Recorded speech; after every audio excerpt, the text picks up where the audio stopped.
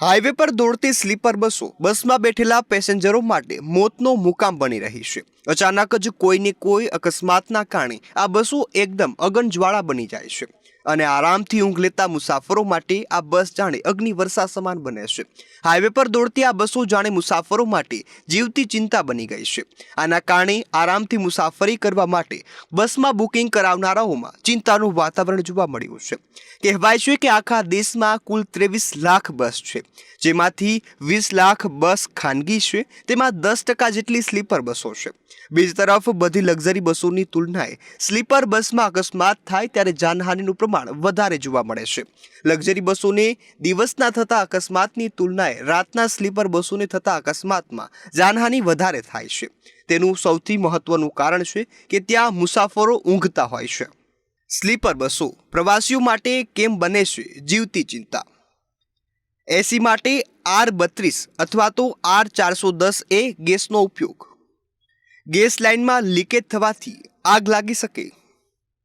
Sleeper બસોનું interior જ્વલનશીલ પદાર્થોનું હોય છે। સ્લીપર બસોના એસી વાયરિંગમાં શોર્ટ સર્કિટ કારણભૂત। અકસ્માતમાં સરળતાથી આગ પકડતું વાયરિંગ। સ્લીપર બસોમાં થતા મૃત્યુમાં ઊંચા આંકને લીધે આખા યુરોપમાં સ્લીપર બસો પર પ્રતિબંધ મુકાયો છે। યુરોપમાં તો હાલમાં, પરંતુ યુકેમાં તો છેક 2000ની સાલથી સ્લીપર બસ પર પ્રતિબંધ છે। ચીનમાં 2012માં સર્જાયેલા અકસ્માતમાં 36 લોકોના મોત થયા। તેના પગલે સ્લીપર બસો પર પ્રતિબંધ મૂકવામાં આવ્યો અને પછીના 6 વર્ષમાં તબક્કાવાર ધોરણે સ્લીપર બસો બંધ કરવામાં આવી છે। અમેરિકા, ઓસ્ટ્રેલિયા, કેનેડા અને જાપાન જેવા દેશોમાં સ્લીપર બસો ચાલુ છે, પરંતુ તેની સંખ્યા ભારતની તુલનામાં ઘણી ઓછી છે।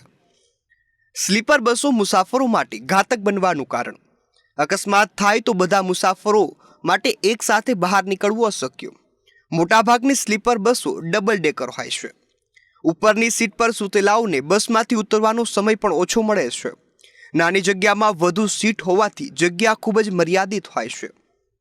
છેલ્લા 8 વર્ષમાં સ્લીપર બસોમાં થયેલા અકસ્માતમાં 100 લોકોથી વધુના મોત થયા છે। તેમાં 60% ઉપરાંત અકસ્માતો રાતના 12 થી સવારના 6 વાગ્યાની વચ્ચે થયા।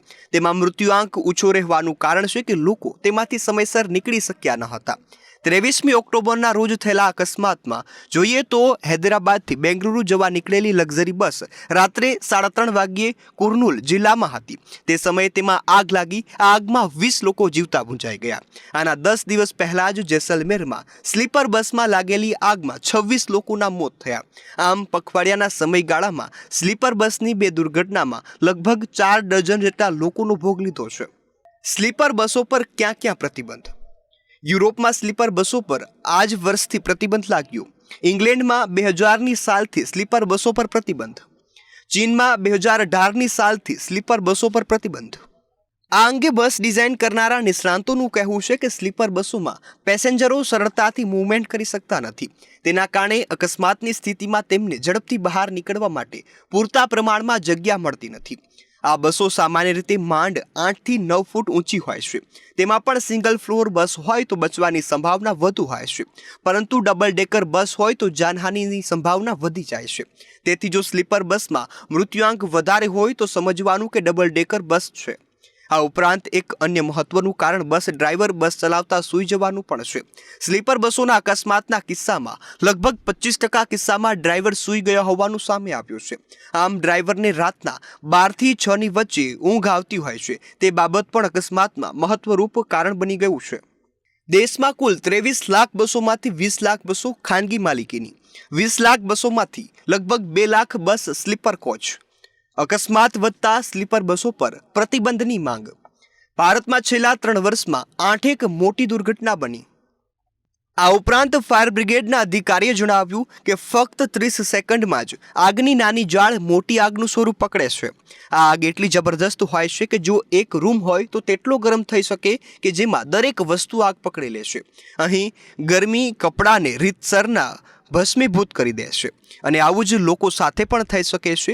હવે જ્યારે બસમાં આગ લાગે છે ત્યારે ત્યાં તાપમાન કેટલાક સેકન્ડમાં જ 100 ડિગ્રી સેલ્સિયસથી વધારે થતું હોય છે. આંખના સ્તરે તો આ ગરમી 600 ડિગ્રી સુધી પહોંચી શકે છે.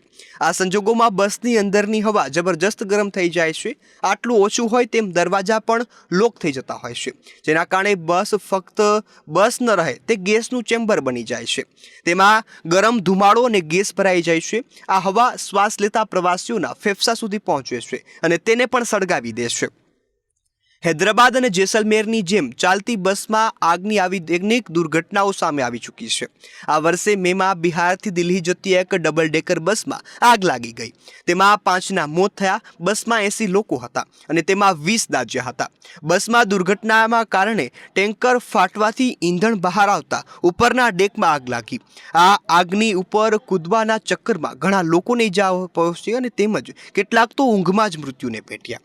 આ રીતે મહારાષ્ટ્રમાં જુલાઈમાં ટાયર ફાટતા બસ ડિવાઈડરને ટકરાઈ હતી અને તેના પછી તેની ડીઝલની ટાંકી ફાટતા બસમાં આગ લાગી હતી. આ ઘટનામાં 25 લોકોના મોત થયા. આ જ રીતે ઓક્ટોબર 2022માં મહારાષ્ટ્રના નાસિકમાં થયેલી આવી જ દુર્ઘટનામાં 12 લોકોના મોત થયા. આમ સ્લીપર બસોને જ્યાં સુધી અટકાવવામાં નહીં આવે ત્યાં સુધી પ્રવાસીઓ દુર્ઘટનાનો ભોગ બનતા રહેશે.